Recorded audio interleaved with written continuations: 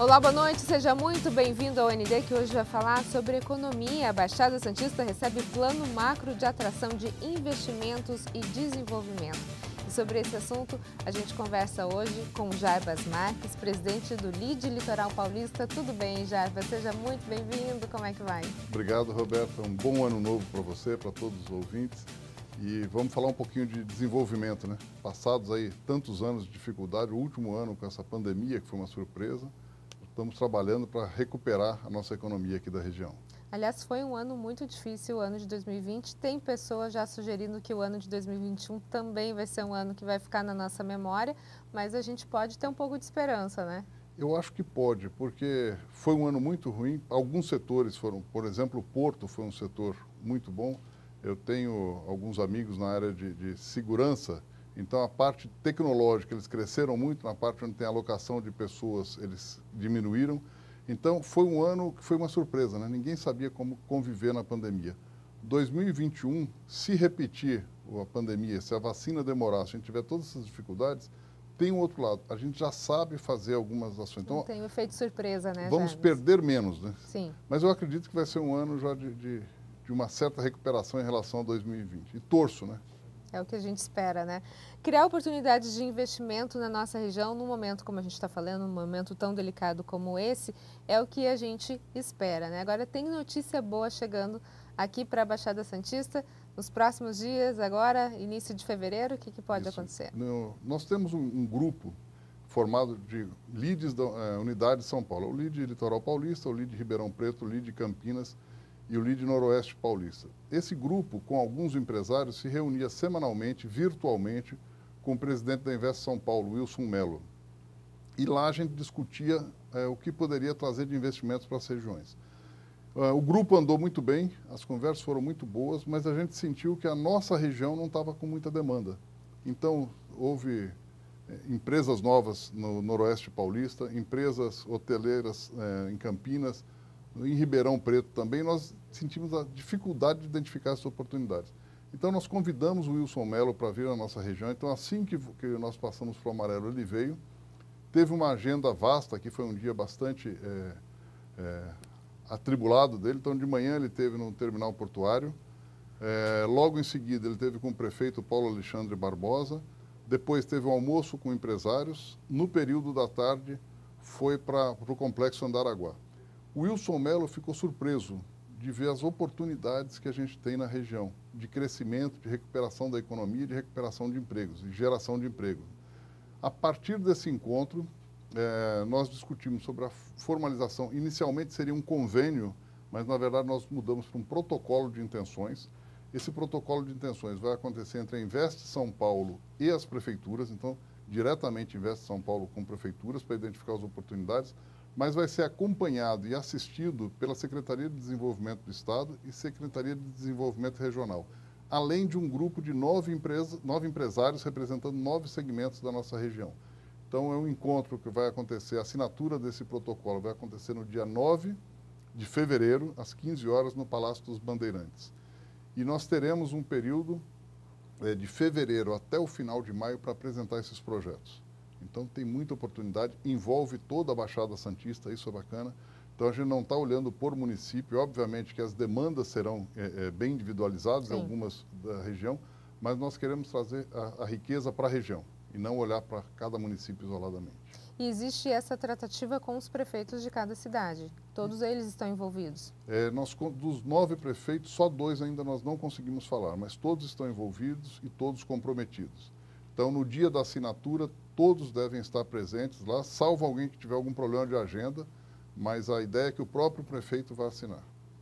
Agora a gente está falando desse protocolo de intenções, né?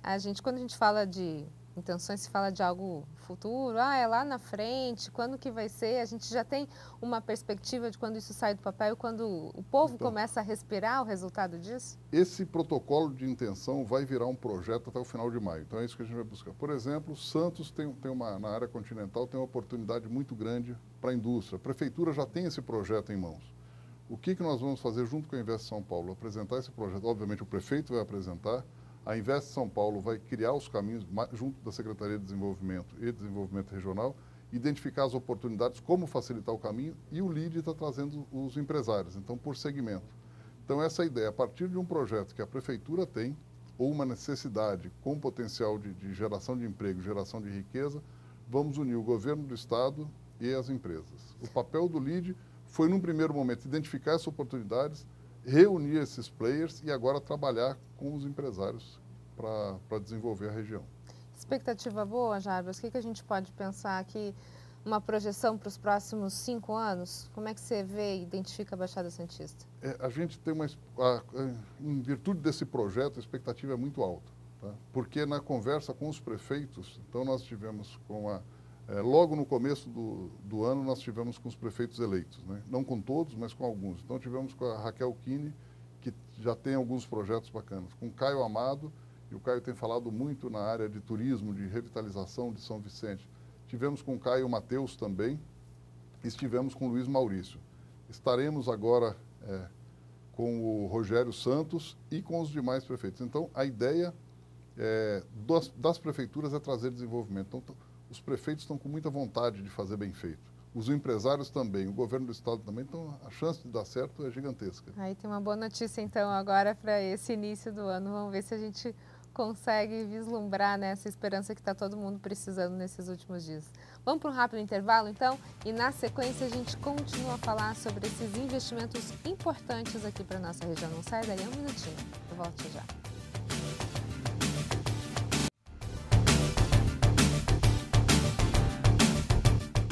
O ND está de volta e o nosso assunto de hoje é economia. A Baixada Santista recebe o Plano Macro de Atração de Investimentos e Desenvolvimento. E sobre esse assunto a gente está conversando com Jarbas Marques, presidente do LEAD Litoral Paulista. Jarbas, todo mundo espera uma boa notícia esse ano. Muita gente perdeu emprego. Eu acho que emprego seria uma das principais palavras, se a gente fosse atrelar com esperança desse ano de 2021, né? Esse plano que a gente está falando de macro de atração de investimentos e desenvolvimento, vamos explicar um pouquinho melhor como que ele funcionaria e se isso, de certa forma, geraria empregos na nossa região? Nós estamos identificando 9 setores, que são setores característicos da nossa região. Então, dentre eles, a gente pode falar da indústria, um exemplo de Cubatão e um potencial que nós temos aqui em Santos. Nós temos aqui na região turismo, obviamente, educação, saúde, tecnologia. Então, serão 9 setores, nós já identificamos 6, os outros 3 nós estamos discutindo.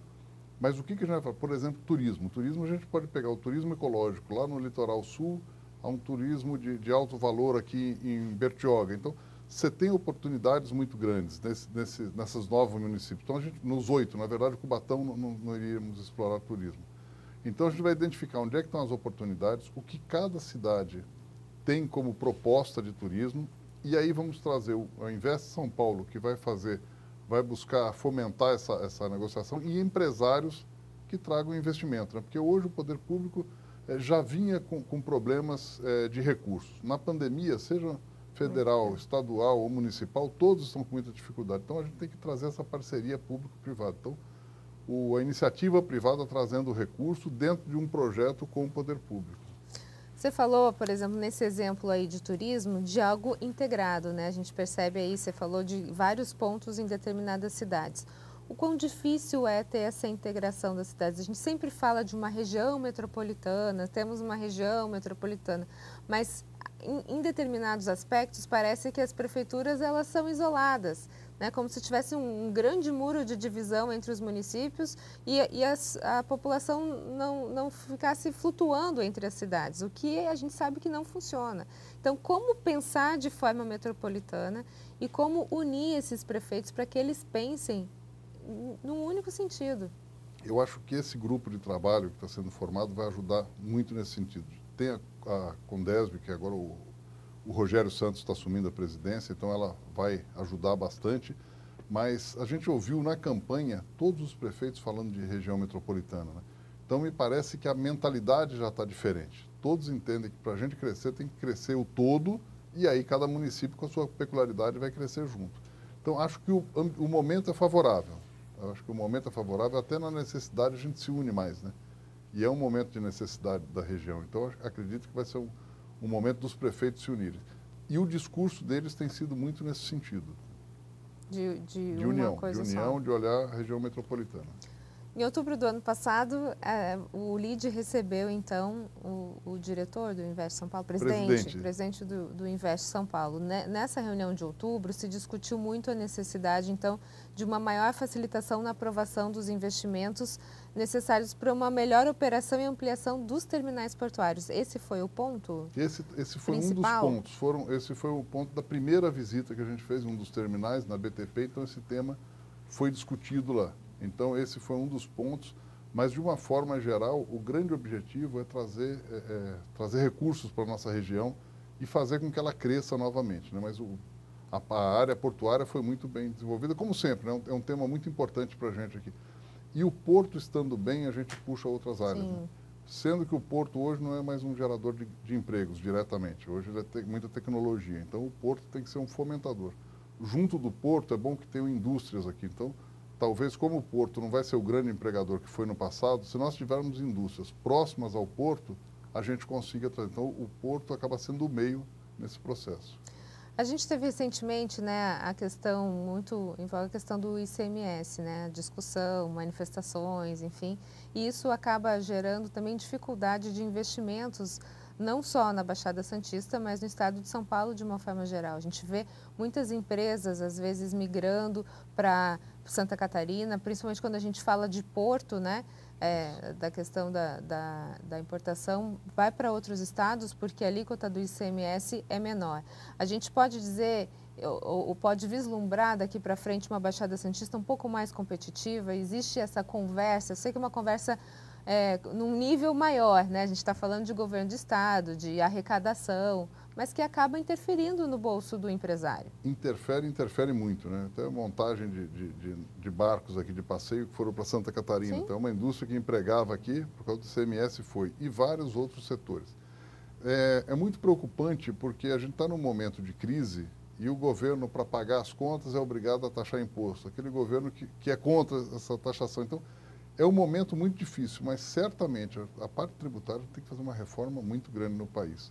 No estado e nos municípios, porque ninguém aguenta mais pagar, né? Realmente é muito difícil. Por outro lado, a gente entende também um estado que precisa pagar as contas, que tem uma estrutura pesada do funcionalismo, dos aposentados. Recentemente, uma pessoa da educação estava me falando que seria interessante privatizar parte do ensino público. Por quê? Porque você não teria o professor, quando ele se aposenta, com aquele peso todo para o Estado. Então, você pagaria. Então, é uma ideia interessante, não sei se é viável ou não. Foi num bate-papo, foi numa conversa, mas a gente tem que buscar essas soluções, deixar o Estado mais leve. O Estado tem que ser um fiscalizador, tem que ser quem demanda as necessidades, quem busca as oportunidades para que a iniciativa privada realize. E acho que o principal ponto agora é deixar as pessoas trabalharem, né?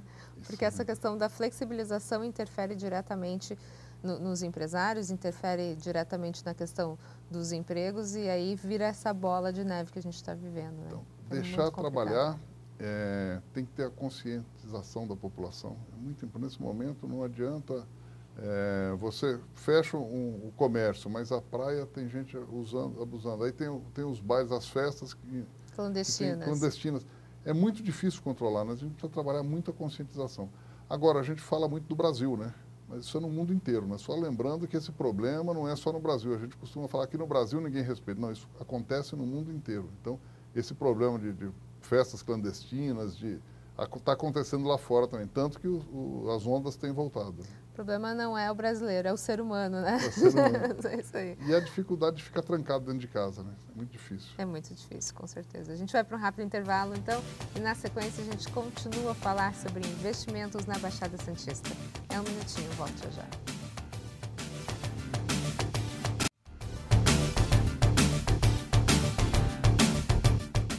ND está de volta, nosso assunto de hoje, investimentos na Baixada Santista, e sobre isso a gente está conversando com o presidente do LIDE Litoral Paulista, Jarbas Marques. Jarbas, a gente está falando sobre esse plano macro de investimentos, esperamos agora que isso se torne realidade nesse primeiro semestre ainda, só para a gente entender como é que vai ser feito isso. Vai ser criado um grupo de trabalho, como é que vocês pretendem fazer? Isso é um grupo de trabalho formado entre Invest São Paulo e prefeituras. Cada prefeito vai designar uma pessoa da sua equipe, ou o próprio prefeito vai conduzir esse processo, e serão convidados a participar 9 empresários, 9 segmentos distintos, e a Secretaria de Desenvolvimento Econômico do Estado, além da Secretaria de Desenvolvimento Regional. Então tem o Estado, o município e o empresariado. Serão reuniões semanais, virtuais, então, onde o Estado, onde a Prefeitura leva o projeto, as empresas e segmentos levam seus projetos também. A Invest São Paulo, num primeiro momento, escuta a Secretaria de Desenvolvimento, avalia o que já tem em andamento, o que está acontecendo, e faz as conexões, e vai buscar investidores em algumas situações dessas. A Invest São Paulo, ela atua como uma facilitadora, a gente uma pode facilitadora, dizer assim, exatamente. Isso mesmo. Sobre isso. Falando um pouquinho sobre os empresários da nossa região ou as pessoas que estão para vir para cá, como você identificaria os principais desafios hoje de se implementar alguma coisa aqui na Baixada Santista? A gente percebeu nesse processo aí de reuniões que a gente fez com a Invest São Paulo e com alguns empresários da região, o desconhecimento das oportunidades. Então, quando a gente reúne as prefeituras, o empresário começa a ver o seguinte: tem projetos que já estão em andamento, eu tenho condições de investir aqui, ou eu tenho algo que vai ser benéfico para o meu negócio, eu preciso trazer um parceiro maior de fora. Então, o que precisa é essa comunicação. Aliás, eu acho que a chave de tudo é a comunicação, né?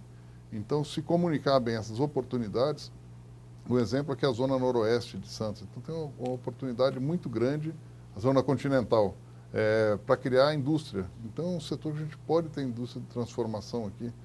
O que precisa? O projeto está pronto na prefeitura. É fomentar, é trazer os players interessados, ter essa acessibilidade do governo do estado e fazer acontecer. Aí gera emprego, gera educação, o restaurante volta a abrir porque tem que fornecer alimento, o supermercado vai trabalhar melhor, então você começa a trazer toda a cadeia. No caso de indústria, eu vim do ABC, eu gosto muito de industrialização, porque ela gera emprego de alto valor agregado e obriga o município a capacitar as pessoas, né? Então, desde da base, os alunos já são mais preparados, as crianças já são mais preparadas. Então, onde tem indústria, tem essas vantagens.